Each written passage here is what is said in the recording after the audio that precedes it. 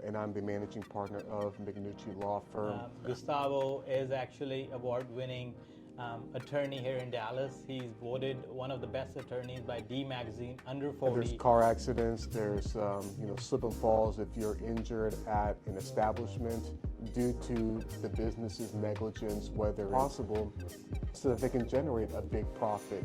Catastrophic injuries, major procedures, psychological issues, which might require a counselor.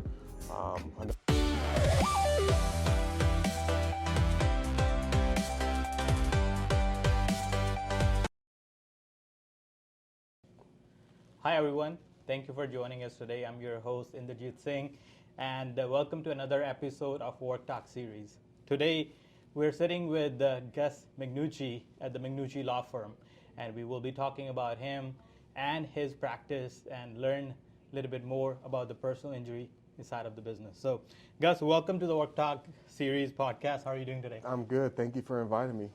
Yeah, glad you're here. So, Gus, why don't you tell our audience a little bit about yourself and your journey to be in this profession, as well as I would say your why, right? Why did you pick the legal field? Yeah, so my name is Gustavo Mignucci. A lot of people call me Gus, and I'm the managing partner of Mignucci Law Firm. We're a full-service law firm specializing in personal injury, contract business disputes. And so I've been practicing for almost 10 years now, since 2016.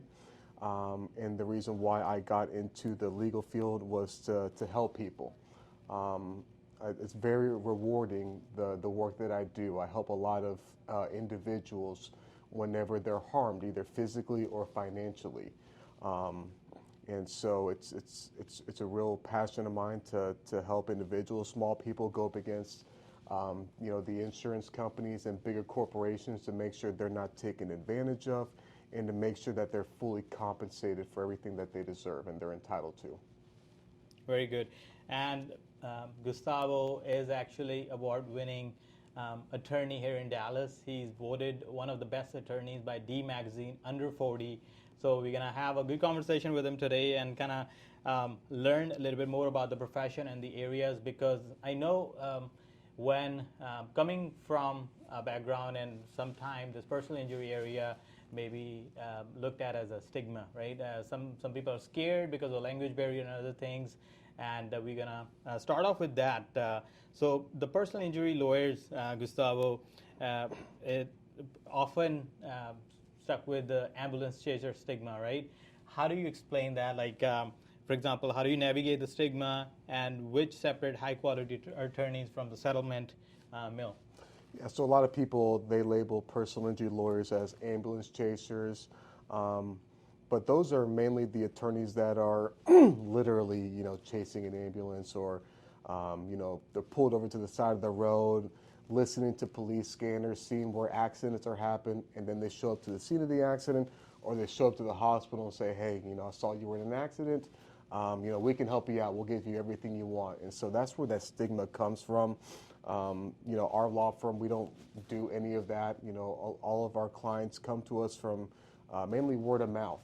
Friends and family. They hear that their friends got into a car accident, and they say, hey, do you have an attorney? And they give them my name and number, and that's how I get connected with all my clients. So it's an unfortunate, stigma that, it's a cloud over the industry that people are labeled as ambulance chasers. But, our law firm, and most attorneys, honestly, don't do that. It's usually the sneaky ones, the dirty law firms that are, the ambulance chasers that are doing whatever it takes to get your business. A lot of some law firms even, partner up with funeral homes.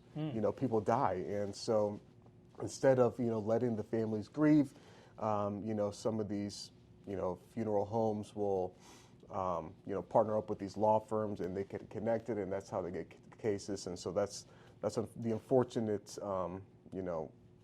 bad side of this industry. Yeah.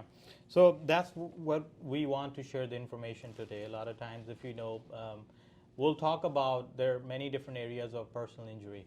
You guys probably have seen the big billboards all around, big cities and everywhere on the highways. But when it comes to some sort of injury, maybe Gus, you can inform our audience what are the different type of personal injuries within that. It's not just car accidents, right? There are many different ones. Yeah, there's car accidents, there's slip and falls if you're injured at an establishment due to the business's negligence, whether it's they left water out that they knew about or should have known about, and a customer gets injured, a ceiling tile falls off. There's work injuries. There's so many different types of personal injury cases. What a lot of people know about are car accidents, but slip and falls as well too. Any sort of injury caused by someone else's negligence, whether it's another individual or another business. If their negligence is what caused you to get injured, those are the type of cases that we take. Got it. Okay. And now, when we talk about all of these areas, we know that, for example, if you're within a building or you're driving a car or a truck, everybody has insurance, right? And insurances are there to of course, for the business to look at their bottom line, right? And those companies have insurance on their side. And how does that come into play when insurance is protecting them? In my opinion, on the other side, the consumer should be protected as well, right? Yeah. So I want to just start off, but not everyone has insurance. If someone rear ends you, it doesn't automatically mean they have insurance. Actually, in Texas, there's millions of drivers out there who have no insurance. So I always emphasize to everyone to get full coverage. And that's not just comprehensive for the property damage, but also uninsured and underinsured motorist coverage in case you're in a situation where someone is at fault, but they have no insurance. If you don't have full coverage, then you could be out of luck and be stuck with any medical bills, car repair, stuff like that. And exactly like you just said, these insurance companies are businesses. They have shareholders. Their goal is to pay as little as possible so that they can generate a big profit for their shareholders. These insurance companies, the big ones, are profiting tens of billions a year. And so their role is to just pay as little as possible. So you'll have situations where someone's involved in an accident and then the insurance company reaches out to the person that was harmed. They say, hey, we're so sorry about what happened. And they're trained to do this. They go through training to make sure that they convey the right message to these people. And these insurance companies tell them, oh, we're so sorry, here's $2,000 for your medical bills and stuff like that, sign here. And then once you sign that release, then you're kind of out of luck, and they're going to give you $2,000, but you don't know what the extent of your injuries are. You might require $10,000, $20,000, $50,000, $100,000 of medical care, which after you sign the release with the insurance company, you can't go back to them and say, hey, actually, I have a herniated disc, or actually tore a ligament. After that point, there's nothing you can do. So I always stress, don't ever talk to the insurance companies. Always call me an attorney, because I've handled over 1,000 cases. I know exactly how to navigate through the insurance process and make sure that the insurance companies treat you fairly and justifiably compensate you for everything that you're entitled to. Very good. So, like he said, handle over 1,000 cases. That's a lot of experience. Yeah, as Mr. Mignucci in this area. So, what happens is it could be many different reasons, right? Like we want to settle the case right away. Misfortune happens, and you get into a car accident, and some people get scared that lawsuit or the process will drag on for years and years. And that is very stressful, right? Like people are worried about being in the courtroom and going through the process.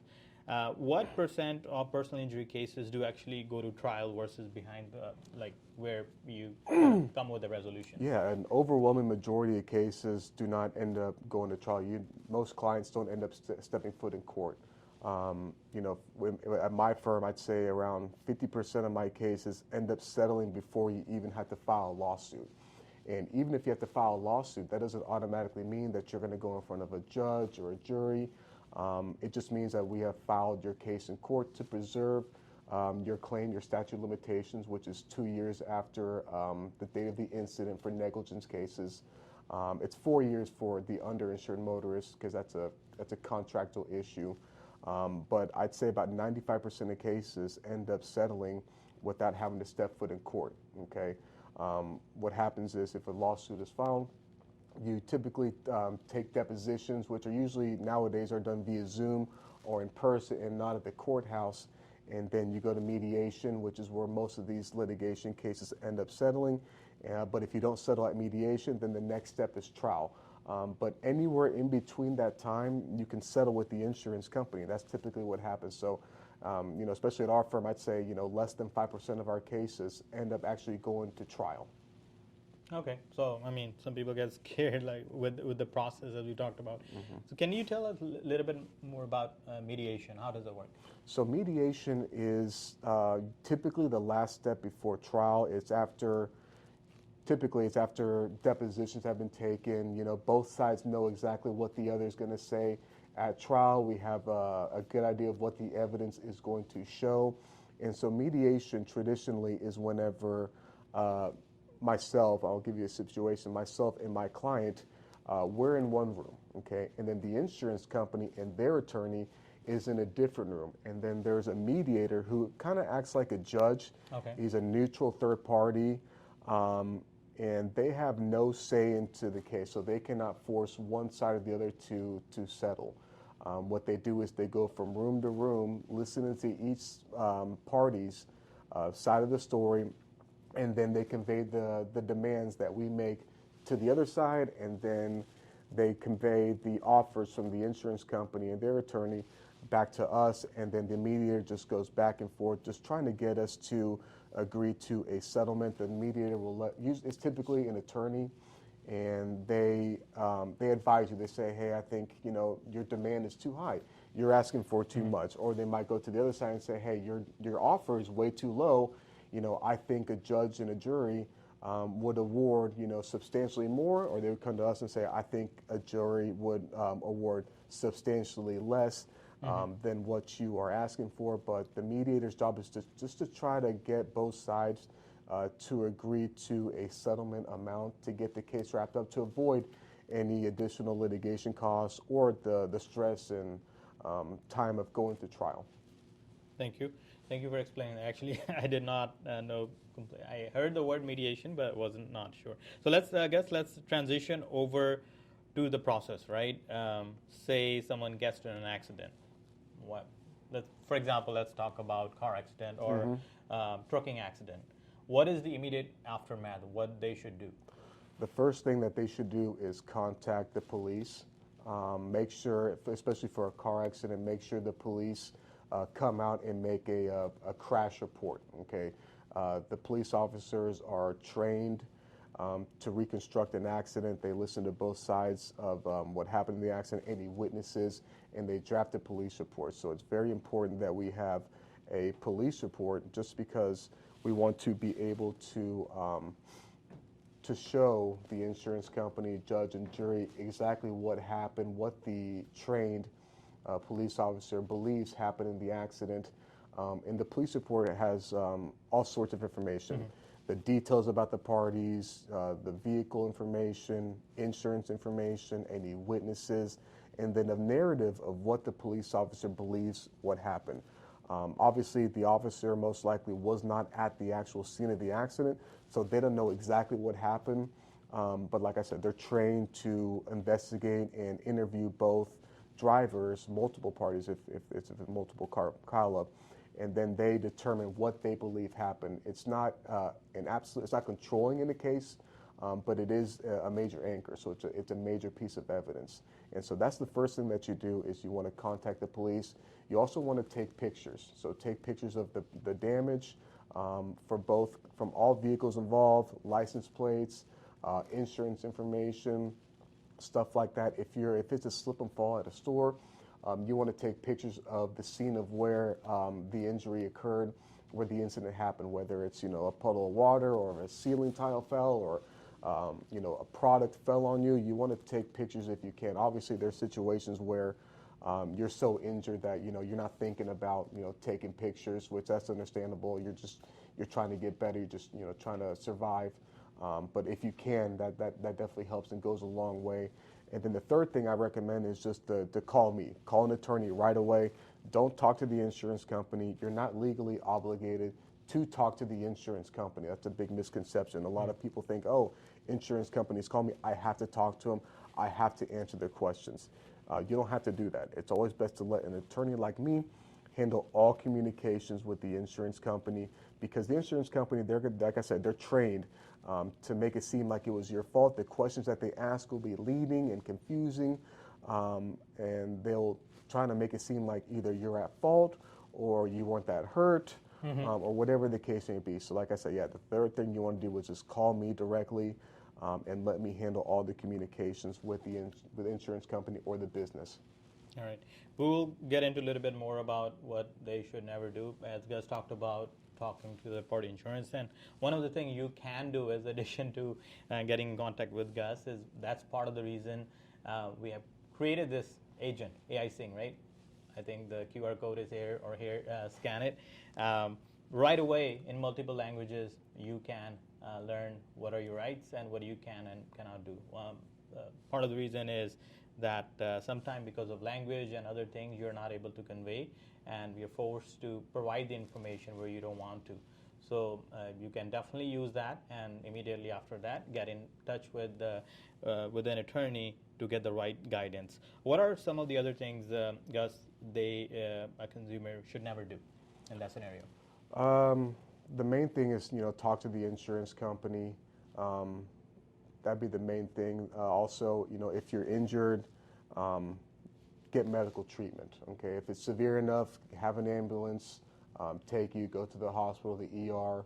A lot of people, they think that they're fine at the scene of the accident because the adrenaline's pumping. They don't realize they're just kind of shocked, and then they don't realize it for maybe the next day or a few days later that they're actually, feeling aches and pains. So definitely get medical treatment as soon as possible. Don't wait. That's what you don't want to do, because insurance companies, like I said, they're a business. They want to pay as little as possible. So if you wait, a month or two before actually going to see a doctor, insurance companies are going to say, well, if you were that hurt, why didn't you go see a doctor? Which is unfair, because a lot of people, they want to see, hey, I think this pain's going to go away. But a lot of times it doesn't. And then if you wait too long, then the insurance company is going to hold that against you, and they're not going to want to pay in your claim. And those are the cases typically that, go to litigation and go to trial. Okay, very good. So you definitely want to get in touch with certified professional in that scenario. Don't try to handle on your own, or because on the other end, insurance companies, they do have lawyers, big budgets, and you want to make sure you're protected and get the right information. So what about, how often do you see a client's Instagram or Facebook or social media ruin their case, right? Some of the things some people do nowadays.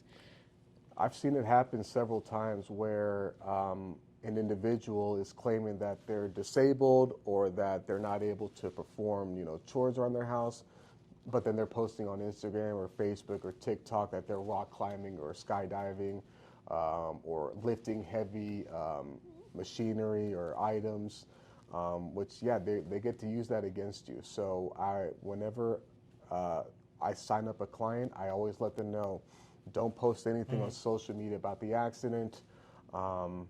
Be very careful what you post, okay? Because the insurance companies, they're going to find it and they're going to use it against you. Got it. All right. Outside of social media, what is the number one mistake you have seen that people make? Talking to the insurance company, thinking that they can handle this on their own.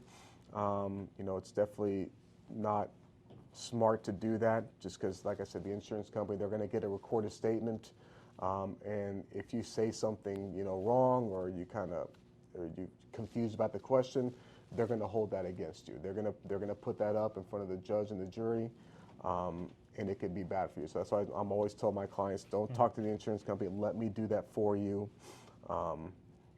because they're going to hold it against you, and it could be very detrimental to your case. Very good. So if someone is looking to hire a professional attorney, what are some of the immediate red flags, they come up as someone is getting initial consultation? Yeah, the first thing is whenever an attorney guarantees you a certain sum of money. In these cases, there's no guarantees, okay? There's no guarantee that there's insurance. There's no guarantee that there's enough insurance to get you the amount of money that they're seeking, or that it's a clear-cut case and, you're guaranteed a victory. So the guarantees are the first thing. The second thing is the attorneys that are so big that they have, a few dozen attorneys, they have thousands of clients, you're just a number to them. So if you're not, hit by an 18-wheeler and have catastrophic injuries, they're not going to, give you the attention to detail that you need. The billboard attorneys, the ones that are on TV, those are typically, they're just trying to get your business and, crank up their numbers to, and they just really don't give you the attention to detail that a smaller boutique law firm like myself can. Yeah. I know we talk about auto injuries, but the same scenario I believe applies to if someone is working in construction industry or some physically, if they're working there, they get injured, right? Mm-hmm. Yeah. Work injuries are also personal injury cases. What you want to look out for to see is, if you're injured on the job, whether your employer is subscribed to workers' compensation. If they are, that's governed by the state. And so that works differently than if someone is injured on the job and they're not a subscriber to workers' compensation. They have a private insurance policy. But we help navigate the clients through both situations. But yeah, personal injury cases are not just limited to just, off the job. They can also happen on the job as well. Very good. Okay. Now let's move over to the mechanics of the cases.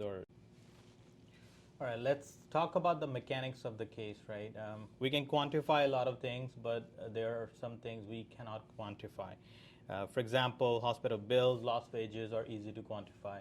And what are some of the other things, Gus, that people are not able to, or we're not able to quantify, like pain and suffering? How does that work? Yeah, so a lot of people don't know that there's several different categories of damages that you're able to recover for whenever you're involved in a personal injury accident. One of them is obviously the medical bills, the past medical bills. You also have, lost wages. Any consequential damages might be, having to get a rental car or having to purchase, medical equipment, stuff like that. But what a lot of people don't know is that there's several other different categories of damages. So one is going to be future medical bills. So future medical costs, some of those are pretty quantifiable. Someone is recommended for a surgery, it's going to cost this much. But a lot of times, and a doctor might say, well, they might require physical therapy or imaging for the next 10, 20, 30 years. And those are a little harder to calculate. It all depends. The rates move up and down every year. But a major category of damage that a lot of people aren't able to quantify as well is going to be pain and suffering. Okay, pain and suffering is the actual pain and the suffering that you endure as a result of the accident, whether it be physical and mental as well too. So mental anguish is another one too, the actual psychological damage that is done as a result of an accident, especially major ones where it results in catastrophic injuries, major procedures, psychological issues, which might require a counselor. Another category of damage is going to be disfigurement. So if you get into an accident and you require a plastic surgery, or your skin is injured and it's to the point where it's a disfigurement, obviously ones on your face are worth more than ones on your foot, just because you can't see them as well. Disfigurement is a big category of damage as well. And so those are the different types of damages that you can recover from in a personal injury accident. Got it. And addition to that, how do you actually prove and quantify that to insurance adjuster or the jury? Right? Yeah. So for pain and suffering, if you're in an accident and it just requires, chiropractic or physical therapy, but doesn't require injections or surgeries, then the pain and suffering is not as much as if you are needing injections or surgery, or you have fractures.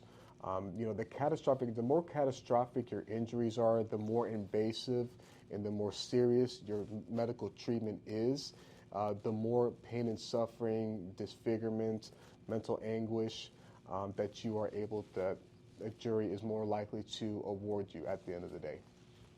Very good.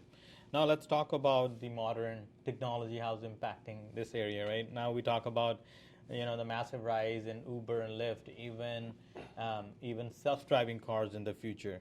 And how is personal injury law having to adapt with things like that on the technology front, whether it's Uber and Lyft or self-driving cars? Yeah, AI and self-driving technology has made this industry a little more difficult, just because in some situations it could be due to driver error. Maybe the Uber or Lyft driver, wasn't paying attention or made a faulty decision which caused the accident. A lot of times it could be the actual software glitched or malfunctioned, and so you would, more focus on the actual, software, the company that developed the software, implemented the software. It could be, the software was fine, but the actual user was faulty in implementing it, installing it, operating it. So there's a lot of different nuances now that have come to light due to this self-driving and AI technology. The good thing is that the big companies like Uber and Lyft, they have a pretty good insurance policy. So a lot of times, if it is their fault or the technology's fault, those companies do have pretty good liability insurance policies to cover for situations whenever they're deemed at fault for an accident. All right. So now, without breaking any attorney-client privilege, what is the one specific case or the client you have worked with that fundamentally changed how you view the profession, right? Yeah, so I have a lot of different types of, like, I've handled over 1,000 cases. I'd say the one that really sticks out to me that, was the most disturbing was this spa salon where individuals go into a room and they, get undressed and they do certain services. The walls were only around 8 feet tall, and unfortunately, one of the employees was left alone, and they were able to use their phone and put it on top of the divider and record some of these women undressing. And so he did it to several different women.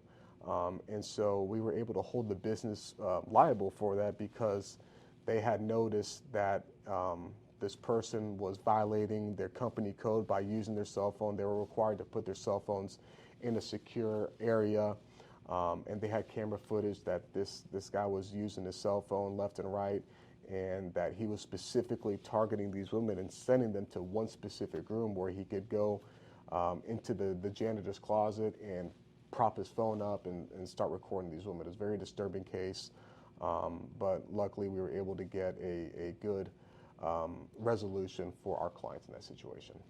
All right, that's a lesson learned. With the technology, as we know, a lot of disadvantages, they come as well. So at the end, Gus, what are some of the last words you have for our audience?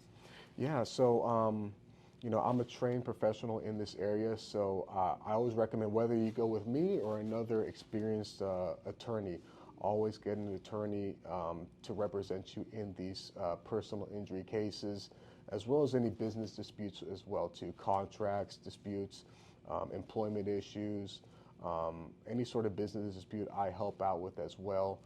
So a lot of people, want to do it on their own, but I definitely highly recommend getting an attorney to help you out, because at the end of the day, they're likely going to be able to get you a better resolution and outcome for you than if you try to handle it on your own.